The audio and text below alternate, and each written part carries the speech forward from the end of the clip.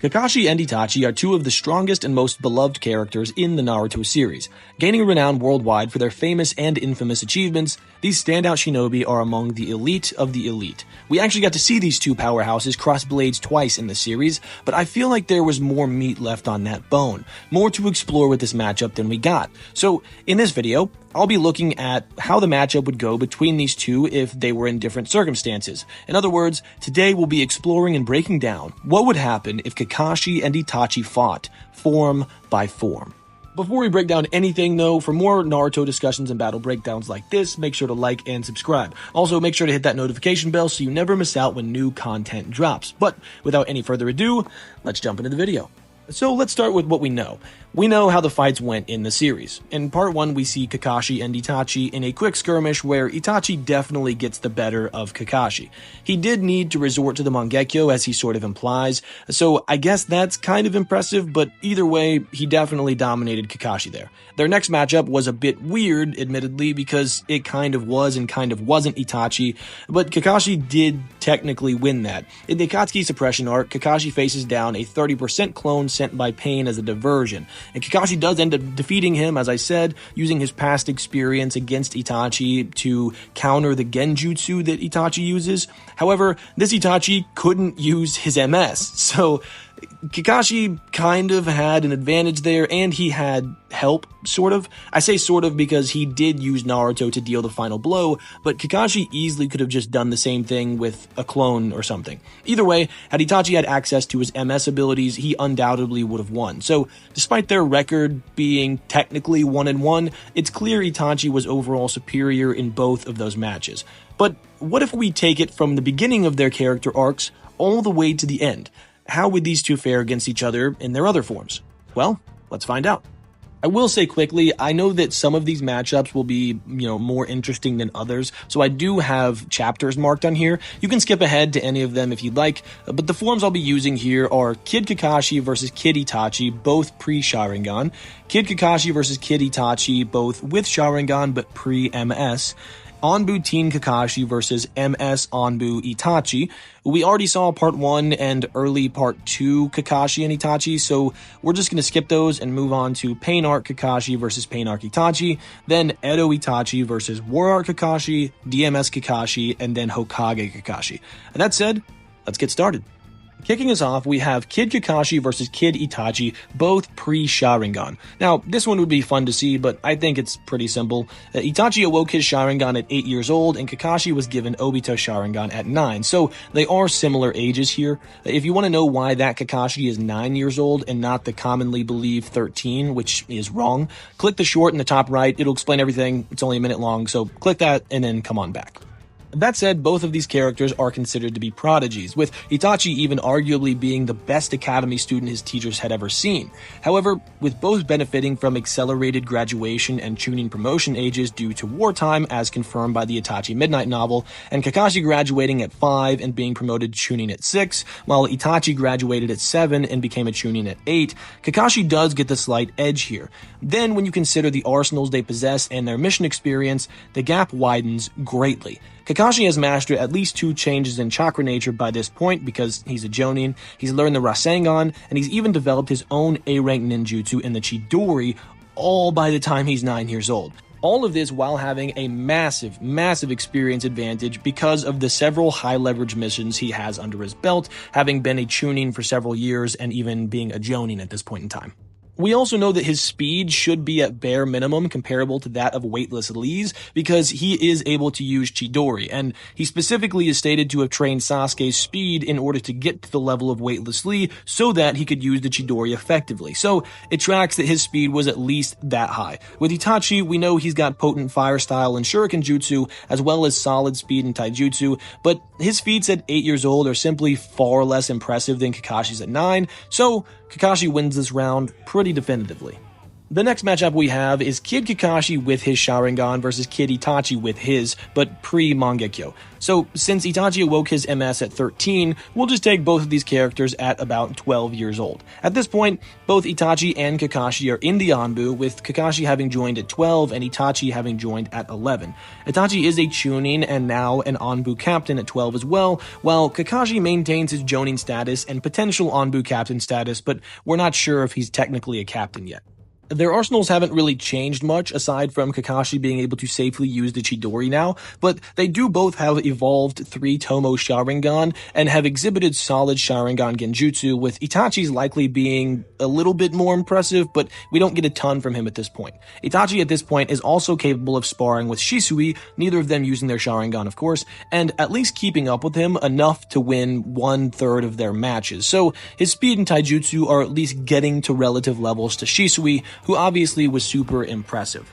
However, Kakashi has a speed feat that absolutely takes the cake here. By this point, as confirmed by both the databooks and the anime, Kakashi has become a lightning timer by cutting a lightning bolt. Since we know that Guy saw this bolt get cut, it had to have been on the visible upstroke of lightning, which is about 1/3 the speed of light. If we take the anime account into effect as well, Kakashi is also dangerously low on chakra when he did this, making it even more impressive since we know that being low on chakra can affect your speed.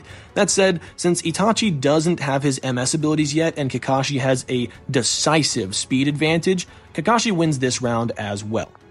So that said, Kakashi starts off hot, going up 2-0.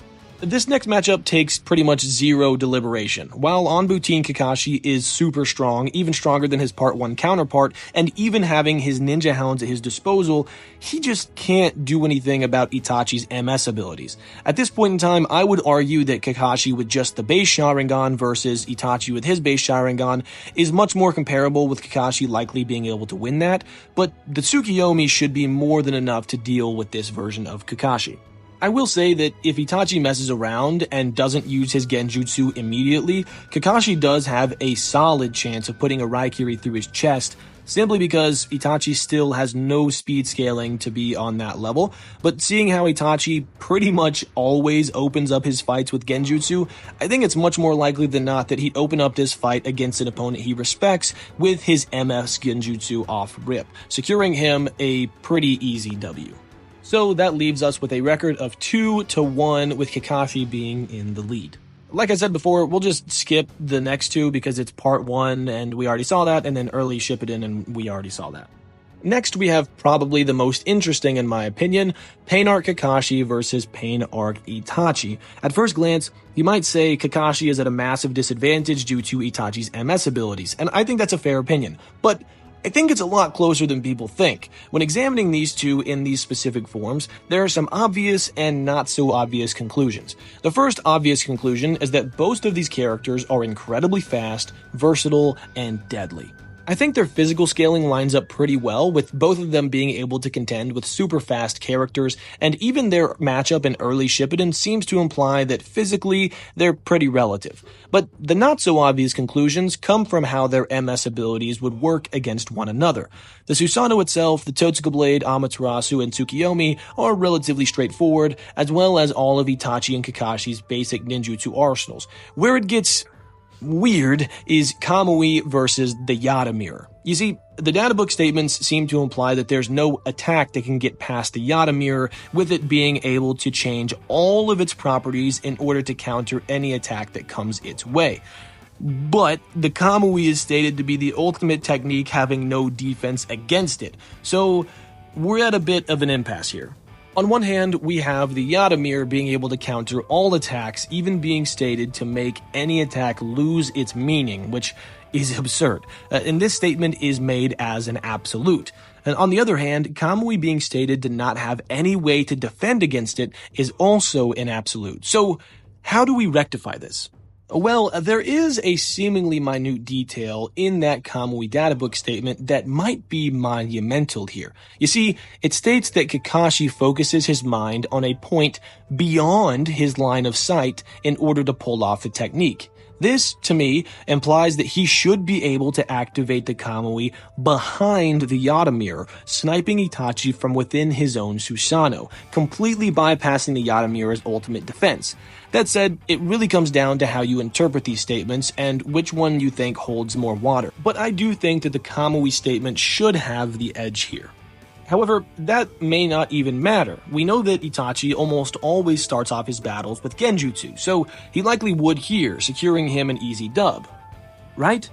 Well, not so fast. We do see in their second encounter that Kakashi has learned from his mistakes. He developed a big brain strategy to counter Itachi's Genjutsu by utilizing a clone in order to trap Itachi and prevent him from being hit with Genjutsu. That said, I think he could employ a similar strategy here, although he would have to deal the killing blow himself since Naruto obviously wouldn't be lurking in the shadows. But there's a problem with that as well.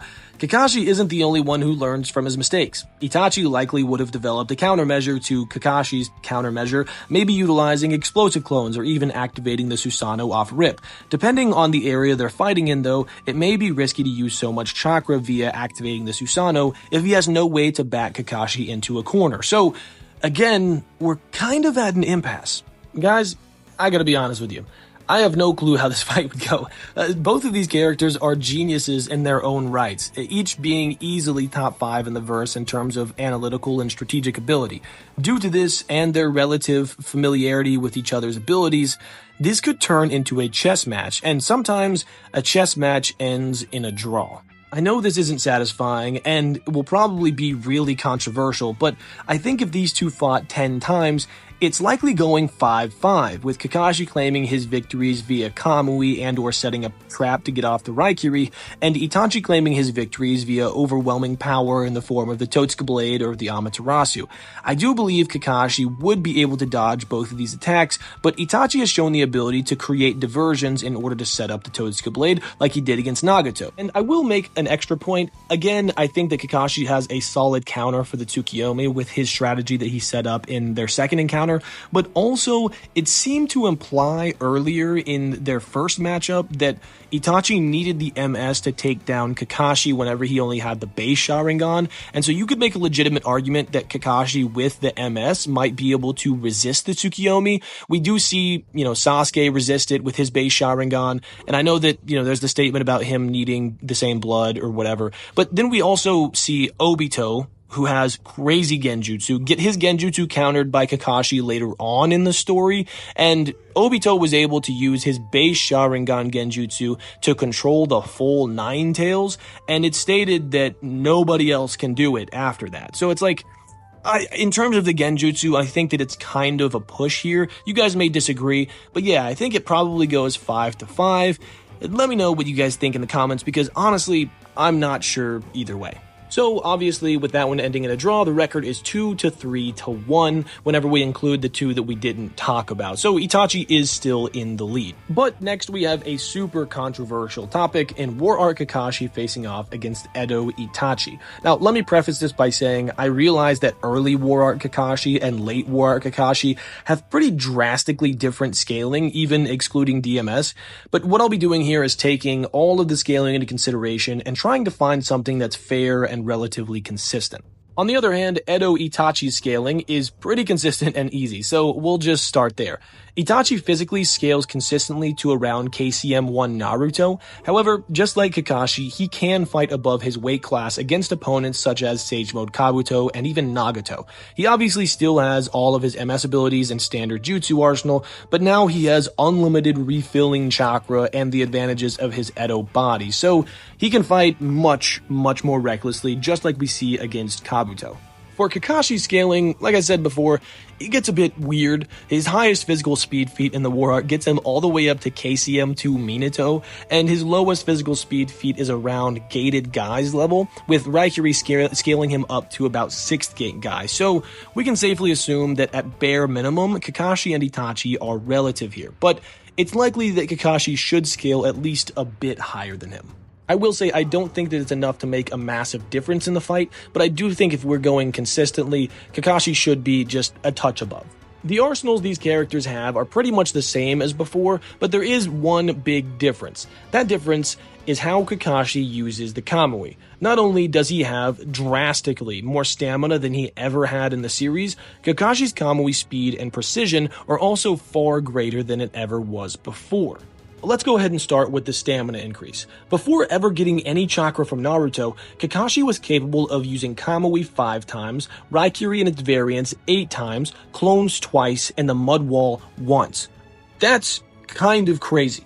When you consider the fact that he was only really able to use Kamui like twice in a day early in Shippuden, and then now him being able to pull it off 5 times plus a whole bunch of other high-level jutsu, like, that's insane. So not only can Kakashi pull it off more times than he ever was able to before, but as I'll get into in just a second, the speed and precision with which he can activate it is way, way better as well.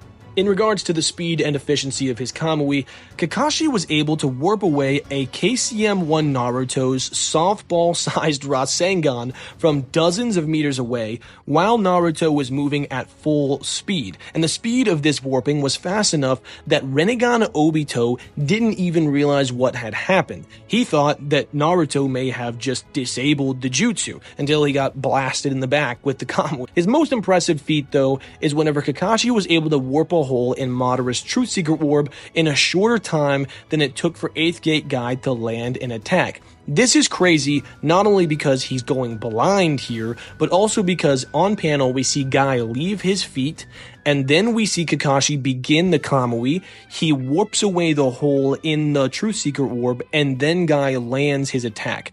This is the same guy that was moving at relativistic speeds, warping space with his speed. So Kakashi is able to start and complete his Kamui in a shorter amount of time than it took for Guy to leave his feet and land an attack on Madara, who was just a few dozen meters away.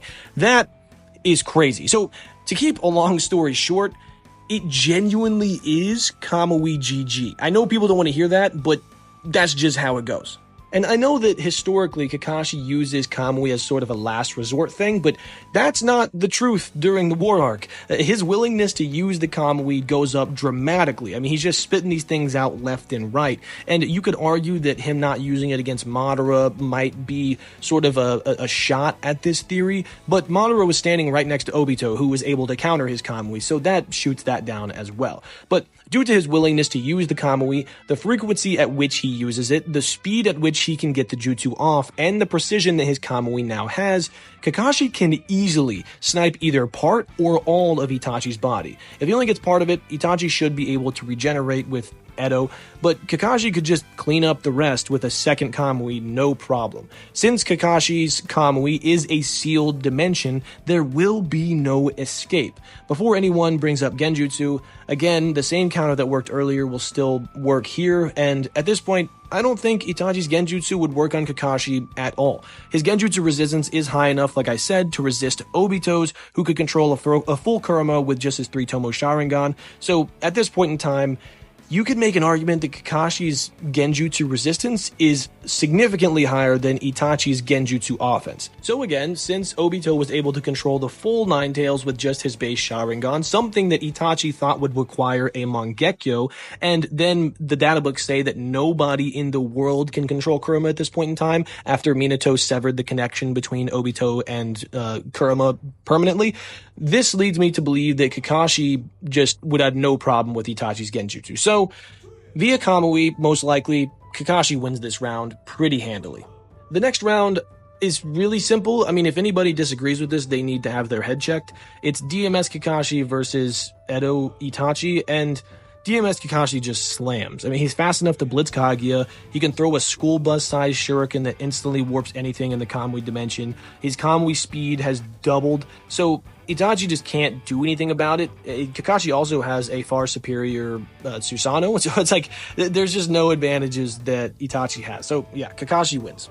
So as it stands, Kakashi has a 4-3-1 record, having the lead by just one match. And this last one is kind of interesting, but it's also sort of just cheap. Let me explain why. Last matchup we have is Hokage Kakashi versus Edo Itachi. Again, this one is really weird. Why? Well, because Kakashi definitively scales way above Itachi with his scaling, Takashi and Koji getting him up into like 6 paths characters levels of power. However, I'm not sure that he would be able to seal Itachi, and that's the problem. You have to imagine that he does have some sort of ceiling that should work, but because it's never shown, we can't say for sure. I mean, if you want to be just like as realistic as possible, you could say that because he knows the curse seal that he used on Sasuke, that even way back in like part 1, he should know some sort of ceiling that might be able to help him in this situation, but we just genuinely don't know. So because of that, Itachi should win. This fight would essentially just be Kakashi beating up Itachi over and over again for like days on end until he eventually runs out of chakra and Itachi takes the win. Again, it's a cheap one, but Kakashi's lack of feats showing his talent in sealing jutsu betrays him in this one. So if you want to assume that Kakashi does have sealing jutsu capable of this because he was Hokage for such a long time, and we know how talented he is, we know how talented Minato was at sealing, and like Kakashi being his student, that should kind of carry over a little bit. I don't know. Like, if you want to make that argument, then sure, it's just totally unprovable. So if he could seal him away, Kakashi would win super easily. He just hits him with one technique, blasts him with a, I don't know, fire style water mist jutsu, and then jumps in, seals him away, bing bang boom, he goes home and has lunch. Like, it's super easy for him. But because he doesn't have those feats, we have to give this win to Itachi. So, to review, Kid Kakashi pre-Sharingan beats Kid Itachi pre-Sharingan. Kakashi also wins when they both have their Sharingan but no MS. Itachi gets his first dub once he unlocks the Mongekyou. He follows up that dub with 2 more in part 1 and early Shippuden. Pain Arc Kakashi versus, Pain Arc Itachi is a draw. War Arc Kakashi wins against Edo Itachi. DMS Kakashi slams, and Hokage Kakashi, while being able to beat him up, would just outright lose to Itachi due to being unable to seal him, despite, again, scaling significantly higher. So, with that said, our final record comes out to 4, 4, and 1. I will say, if you guys want to flip that one either direction, I'm not upset with it. I know most of you will probably be wanting to push it towards Itachi's side. I know that's sort of the popular opinion, but what I will say is if you do that, then I think it's fair to flip the Hokage one over to Kakashi, because, again, I think it's fair to assume that he probably has that sealing jutsu. But what did you guys think? Was I 100% correct? Was I off by a mile? Let me know in the comment section below. I'm genuinely curious. Also, if you liked the video, make sure to like the video and feel free to subscribe and hit that notification bell if you're feeling extra generous. But thank you guys so much for watching all the way to the end. This was such a fun video to put together. Let me know any video recommendations you guys have. But for now, have an awesome day.